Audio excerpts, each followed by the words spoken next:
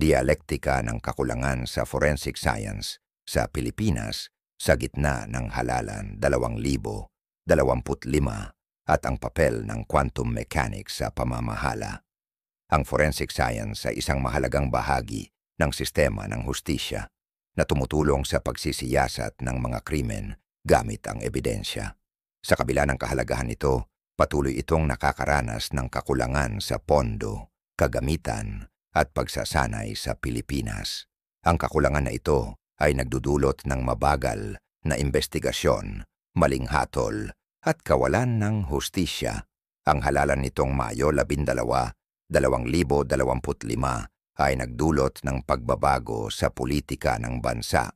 Nanalo si Duterte bilang mayor ng Davao City habang nakakulong sa Netherlands, habang ilang Marcos na kandidato ang nagwagi sa Senado. Samantala, may ilang Robredo-affiliated politicians ang nakakuha ng pwesto na maaring magdala ng reforma sa pamahalaan. Ang resulta ng halalan ay magkakaroon ng epekto sa paglalaan ng pondo para sa forensic science, pati na rin sa integridad ng sistema ng hustisya. Bukod dito, maaring ipaliwanag ng quantum mechanics ang pabago-bagong kalikasan ng politika sa Pilipinas. Ang konsepto ng kawalan ng katiyakan, konektadong sistema at epekto ng pagmamasid ay naglalarawan ng hindi tiyak na direksyon ng pamamahala. Sa sanaysay na ito, tatalakayin ang ugnayan ng forensic science, politika at quantum mechanics sa paghubog ng hinaharap ng bansa.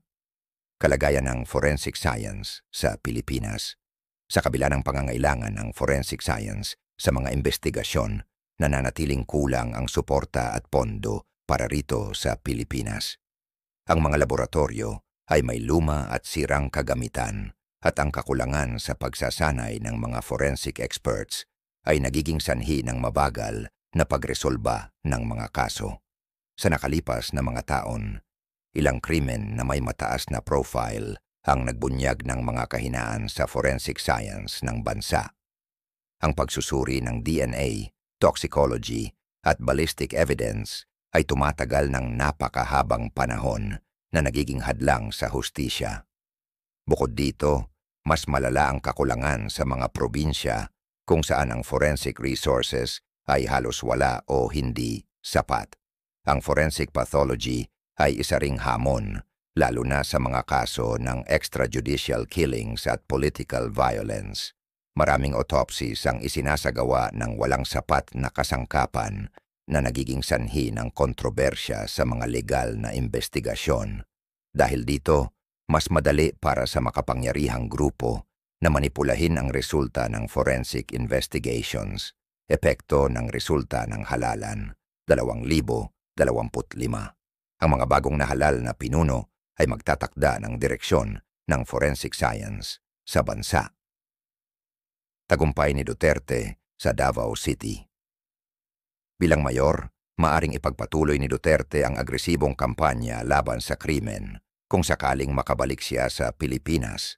Subalit, ang nakaraang administrasyon ay nagtuon sa seguridad sa halip na forensic investigation.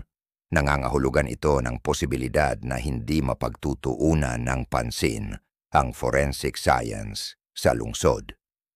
Pagkapanalo ng mga kandidato ni Marcos, ang pagkapanalo ng mga Marcos-backed senators ay maaring magdulot ng pagbabago sa sistema ng hustisya.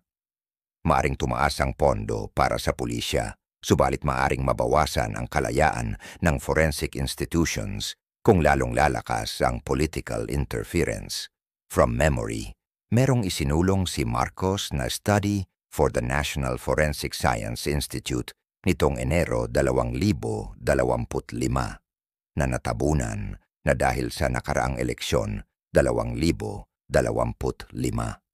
Pag-usbong ng mga kandidato ni Robredo, kung ang mga mambabatas na kaalyado ni Robredo ay makakakuha ng sapat na suporta, maaaring magkaroon ng panukalang batas para sa forensic science modernization. Posible ring lumakas ang transparency sa investigasyon. Ngunit, ang banggaan sa pagitan ng Marcos Duterte factions at opposition ay maaaring maging hadlang sa mga reforma. Sa susunod na 5 taon, makikita kung magkakaroon ng tunay na pagbabago o patuloy ang kakulangan sa forensic science sa Pilipinas. We hope this. Maraming posibleng solusyon upang matugunan ang kakulangan sa forensic science sa Pilipinas. Narito ang ilan sa mga pangunahing hakbang na maaaring gawin. 1. Pagtaas ng pondo at modernisasyon. Dapat magkaroon ng sapat na badyet para sa forensic laboratories at pagsasanay ng mga forensic specialists. Ang pagbili ng makabagong kagamitan tulad ng DNA testing machines, advanced toxicology tools, at ballistic analyzers ay makakatulong upang mapabilis at mapagkakatiwalaan ang investigasyon. Huwag nating kalimutan ang mga gamit sa anti-cybersecurity program ng gobyerno. 2. Pagsasabatas ng forensic science reform. Kailangang ipasa ng Kongreso ang batas na magpapalakas sa forensic institutions. Maaaring magtakda ng standardized forensic protocols upang maiwasan ang maling interpretasyon ng ebidensya. Dapat magkaroon ng independensya ang mga forensic experts upang maiwasan ang political interference sa mga investigasyon. 3. Pagsasanay at edukasyon. Dapat palakasin ang forensic science education sa mga universidad upang madagdagan ang eksperto sa larangan. Isa sa mga university offering courses na ito ay ang Lyceum of the Philippines, Batangas sa Calabarzon na merong criminology and forensic science degrees as well. Sa pamumuno ni Dean Dr. Melo Bautista, magsagawa ng regular na training para sa mga forensic pathologists at crime scene investigators upang matiyak ang mataas na antas ng kasanayan. Kailangan palakasin ang Philippine Society of Pathologists sa training of more forensic pathologists sa Manila. Sa ngayon 3 pa lang ang certified forensic pathologists sa Pilipinas, sina Drs. Raquel Fortun, Cecilia Lim, and Noel Minay. 4. Na pagtatatag ng Forensic Science Task Force. Kailangang magkaroon ng National Forensic Task Force na magmomonitor at magpapatupad ng forensic best practices sa buong bansa. Ang task force na ito ay maaaring makipagtulungan sa international forensic institutions upang mapabuti ang forensic techniques sa Pilipinas. 5. Pagpapalakas ng public awareness at transparency. Kailangang ipaalam sa publiko ang kahalagahan ng forensic science sa hustisya upang lumakas ang suporta para sa modernization efforts. Dapat magkaroon ng transparency sa mga forensic investigations, lalo na sa mga high-profile cases, upang mapanatili ang tiwala ng publiko. 6. Na pakikipagtulungan sa internasyonal na komunidad. Maaaring humingi ng technical assistance mula sa ibang bansa na may advanced forensic science systems. Ang pagpapalakas ng global partnerships ay makakatulong sa pagpapatupad ng modern forensic methods. Kung maisasagawa ang mga solusyong ito, mas mapapahusay ang forensic science sa Pilipinas na magdadala ng mas patas at mabilis na hustisya. Ano ang mga comments mo, aming Panginoon sa langit, sa pamamagitan ni Jesus Christ? Sa iyong kamay naming inilalagay ang future ng Pilipinas sa susunod na 5 taon o sa susunod na taon para sa iyong glory and sovereignty. Amen. Aming Panginoon sa langit, sa pamamagitan ni Jesus Christ, sa iyong kamay naming inilalagay ang future ng Pilipinas sa susunod na 5 o future taon para sa iyong glory and sovereignty. Amen. Mabuhay ang Pilipinas. Mabuhay ang Pilipinas. Maraming posibleng solusyon upang matugunan ang kakulangan sa forensic science sa Pilipinas. Narito ang ilan sa mga pangunahing hakbang na maaaring gawin. 1. Pagtaas ng pondo at modernisasyon. Dapat magkaroon ng sapat na badyet para sa forensic laboratories at pagsasanay ng mga forensic specialists. Ang pagbili ng makabagong kagamitan tulad ng DNA testing machines, advanced toxicology tools, at ballistic analyzers ay makakatulong upang mapabilis at mapagkakatiwalaan ang investigasyon. Huwag nating kalimutan ang mga gamit sa anti-cybersecurity program ng gobyerno. Ikalawang pagsasabatas ng forensic science reform. Kailangang ipasa ng Kongreso ang batas na magpapalakas sa forensic institutions. Maaaring magtakda ng standardized forensic protocols upang maiwasan ang maling interpretasyon ng ebidensya. Dapat magkaroon ng independensya ang mga forensic experts upang maiwasan ang political interference sa mga investigasyon. Tatlong pagsasanay at edukasyon. Dapat palakasin ang forensic science education sa mga universidad upang madagdagan ang eksperto sa larangan. Isa sa mga university offering courses na ito ay ang Lyceum of the Philippines, Batangas sa Calabarzon na merong criminology and forensic science degrees as well.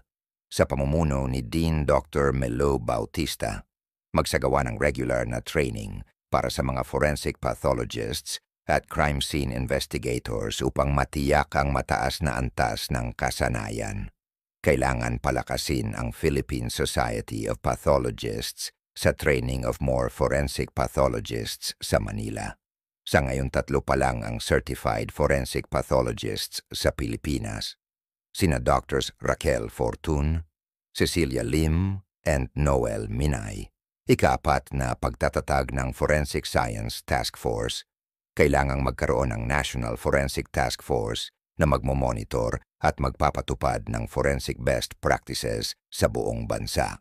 Ang task force na ito ay maaaring makipagtulungan sa international forensic institutions upang mapabuti ang forensic techniques sa Pilipinas.